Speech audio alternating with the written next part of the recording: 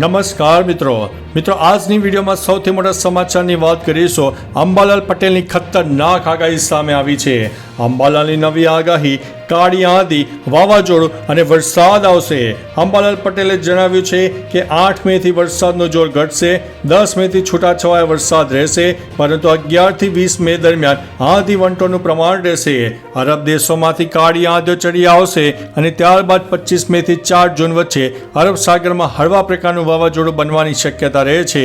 રાજકોટ, અમરેલી, ભાવનગર, ગીર સોમનાથ, ભરૂચ અને આણંદમાં, વલસાડમાં અને વરસાદની શક્યતા વર્ણવવામાં આવી હતી. મિત્રો, અન્ય મહત્વના સમાચારની વાત કરીએ તો ગેરકાયદેસર ઘૂસણખોરો પર ગુજરાત પોલીસનું મેગા ઓપરેશન. 300 જેટલા ઘૂસણખોરોને ખાસ વિમાનમાં બાંગ્લાદેશ રવાના કર્યા છે. ગેરકાયદેસર ઘૂસણખોરો પર ગુજરાત પોલીસનું મેગા ઓપરેશન શરૂ છે. ખાસ વિમાન મારફતે ઘૂસણખોરોને અગરતલા જઈ લવાયા છે. અગરતલામાં એરક્રાફ્ટ ઉતારીને વાહનોમાં બાંગ્લાદેશ છોડી મુકાયા છે. ગેરકાયદેસર ભારતમાં ઘૂસ્યા હોવાની ખરાઈ કર્યા બાદ કાર્યવાહી કરવામાં આવી છે. 1 થી વધુ તબક્કામાં કાર્યવાહી હાથ ધરાઈ છે. મિત્રો, અન્ય મહત્વના સમાચારની વાત કરીએ તો પાકિસ્તાને ચીની મિસાઇલ છોડી, પંજાબમાં મળ્યો છે તેનો કાટમાળ. ભારતીય સરહદમાં ચીનમાં બનેલી મિસાઇલનો કાટમાળ મળી આવ્યો છે.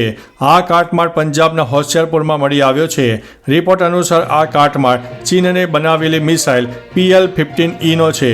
પાકિસ્તાન વાયુસેનાએ આ મિસાઇલો ચીન પાસેથી ખરીદી છે.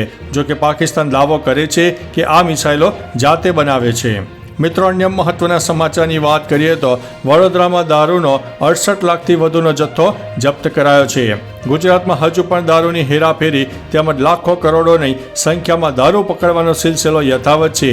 ત્યારે વડોદરા ગ્રામ્ય LCB પોલીસ દ્વારા વિદેશી દારૂની હેરાફેરી રોકવા માટે સઘન પ્રયત્ન કરવામાં આવી રહ્યા છે. આ વચ્ચે વડોદરા ગ્રામ્ય પોલીસ દ્વારા બાતમીના આધારે દારૂ ભરેલા ટેમ્પામાંથી ₹68 લાખથી વધુનો વિદેશી દારૂનો જથ્થો મળી આવ્યો છે. આ કાર્યવાહીમાં ચાલકની ધરપકડ કરવામાં આવી છે. મિત્રો, અન્ય મહત્વના સમાચારની વાત કરીએ તો મહેસાણાના પરિવારે અમેરિકામાં ગેરકાયદેસર ઘૂસવા જતા 2 બાળકો ગુમાવ્યા છે. મહેસાણાના વિજાપુર તાલુકાના આનંદપુરા ગામના એક પરિવાર ગેરકાયદેસર અમેરિકા જવાની કોશિશમાં મોતને ભેટ્યો હોવાના સમાચાર સામે છે. મેક્સિકોથી અમેરિકા જવા માટે નૌકામાં સવાર થયેલા પરિવારની નૌકા સેન ડિયોગો કિનારે પલટી ખાઈ જતા બ્રિજેશ પટેલ અને તેમની પત્ની જાગૃતિબેન પોતાના 2 બાળકો સવાર હતા. આ દુર્ઘટનામાં તેમના 10 વર્ષીય પુત્ર પ્રિન્સના પણ મૃત્યુ થયા છે અને બીજાની શોધખોળ ચાલુ છે. મિત્રો, અન્ય મહત્વના સમાચારની વાત કરીએ તો ઓટો રિક્ષા ડ્રાઈવરનો દીકરો બન્યો છે સ્કૂલનો ટોપર. ધોરણ 10નું ગઈકાલે પરિણામ આવ્યું.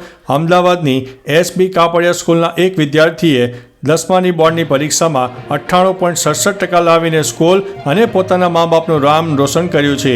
પરિણામ સારું આવતા માતા પિતા અંગે જણાવતા જેમીને કહ્યું છે કે મારા પિતા ઓટો રિક્ષા ડ્રાઈવર છે અને છેલ્લા 20 વર્ષથી તેઓ ઓટો રિક્ષા ચલાવે છે અને ખૂબ મહેનતને કારણે તેમને મને ભણાવીને આ સ્થાને પહોંચાડ્યો છે. મિત્રો, અન્ય મહત્વના સમાચારની વાત કરીએ તો રક્સોલ બોર્ડર પર ચીની નાગરિકની ધરપકડ. ભારત નેપાળ સરહદ ઉપર એલર્ટ આપવામાં આવ્યું છે. ઓપરેશન સિંદૂર પછી ભારત નેપાળ સરહદ પર હાઈ એલર્ટ છે. સુરક્ષા દળો કડક નજર રાખી રહ્યા છે.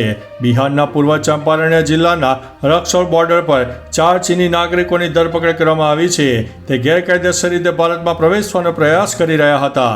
તેમની પાસે વિઝા નહોતા. બોર્ડર સિક્યુરિટી ફોર્સે તેની ધરપકડ કરી છે. મિત્રો, અન્ય મહત્વના સમાચારની વાત કરીએ તો કોન્ફરન્સ બાદ કર્નલ સાફિયાએ ભાઈને ફોન કરીને પૂછ્યું, મિશન પૂરા હુઆ. ઓપરેશન સિંદૂર વિશે દુનિયાને માહિતી આપનાર કર્નલ સોફિયા કુરેશી અને વિંગ કમાન્ડર વ્યોમિકાની વાર્તા પણ રસપ્રદ છે. પ્રેસ કોન્ફરન્સ પછી કર્નલ સોફિયાએ વડોદરામાં તેમના ભાઈ મોહમ્મદ સંજયને ફોન કર્યો હતો અને કહ્યું, મિશન પૂરા હુઆ, કેસા લગા, બજા ડાલાના. મિત્રો, અન્ય મહત્વના સમાચારની વાત કરીએ તો ભારતમાં પાકિસ્તાન મિસાઇલના ટુકડા મળ્યા. ભારત અને પાકિસ્તાન વચ્ચે ચાલી રહેલા તણાવ વચ્ચે પંજાબમાં પાકિસ્તાન મિસાઇલના ટુકડાઓ મળતા હોબાળો મચી ગયો છે. મિસાઇલના ટુકડાઓ અમૃતસરના જેઠુવાલ, દુધરા અને પાંદેર ગામમાંથી મળી આવ્યા છે, જેની જાણ પોલીસને કરવામાં આવી હતી. મિસાઇલના ટુકડાઓ મળતા લોકોમાં ભયનો માહોલ છવાયો છે. મિસાઇલના ટુકડા સેનાએ કબજે કર્યા છે.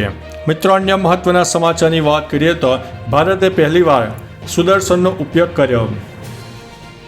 ભારતે પહેલીવાર રશિયા પાસેથી મળેલી સંરક્ષણ પ્રણાલી S-400નો ઉપયોગ કર્યો છે. બુધવારે રાત્રે પાકિસ્તાને ભારતીય લશ્કરી ઠેકાણાઓને નિશાન બનાવવા માટે અનેક મિસાઇલો અને ડ્રોન મોકલ્યા હતા, પરંતુ ભારતની શક્તિશાળી એર ડિફેન્સ સિસ્ટમ S-400 એ ભારત તરફ આવતી મિસાઇલોને એક જ ક્ષણમાં હવામાં તોડી પાડી. S-400 એક એવી સિસ્ટમ છે જે 400 કિલોમીટરની રેન્જમાં મિસાઇલો, ડ્રોન અને વિમાનોનો ખાત્મો બોલાવી શકે છે. મિત્રો, અન્ય મહત્વના સમાચારની વાત કરીએ તો રાજસ્થાનની 1037 કિલોમીટર લાંબી સરહદ સીલ કરવામાં આવી છે. ઓપરેશન સિંદૂર પછી રાજસ્થાનની સરહદે આવેલા પાકિસ્તાનના ગામડામાં સૈન્યની ગતિવિધિઓ શરૂ થઈ ગઈ છે. આ કારણે રાજસ્થાનની સમગ્ર 1037 કિલોમીટર લાંબી સરહદ સીલ કરી દેવામાં આવી છે. BSF જમીન ઉપર એલર્ટ છે અને વાયુસેના આકાશમાં એલર્ટ છે. પશ્ચિમ ક્ષેત્રના તમામ એરબેઝ હાઈ એલર્ટ ઉપર છે.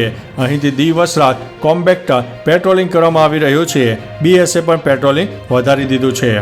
મિત્રો, અન્ય મહત્વના સમાચારની વાત કરીએ તો ઓપરેશન સિંદૂર માટે બોલિવૂડમાં મોટી હોડ. ઓપરેશન સિંદૂરના શીર્ષક માટે બોલિવૂડમાં સ્પર્ધા ચાલી રહી છે.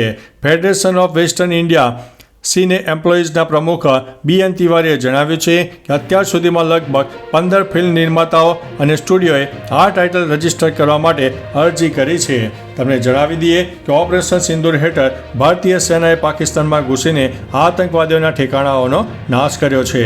મિત્રો, અન્ય મહત્વના સમાચારની વાત કરીએ તો ઓપરેશન સિંદૂર કેવી રીતે થયું, સરકારે તમામ પક્ષોને જણાવ્યું હતું. પહેલગામ હુમલાના 15 દિવસ પછી ભારતીય સેનાએ 6 અને 7 મેની રાત્રે પાકિસ્તાન અને POK એટલે પાકિસ્તાન અધિકૃત કાશ્મીરમાં હવાઈ હુમલા કર્યા. 9 આતંકવાદી ઠેકાણાઓને નિશાન બનાવવામાં આવ્યા. આમાં 100થી વધુ આતંકવાદીઓ માર્યા ગયા. તેને ઓપરેશન સિંદૂર નામમાં આપવામાં આવ્યું હતું. જોકે 13 દિવસ પહેલા સર્વપક્ષીય બેઠકમાં કેન્દ્રએ સ્વીકાર્યું હતું કે પહેલગામ હુમલામાં સુરક્ષામાં ખામી હતી.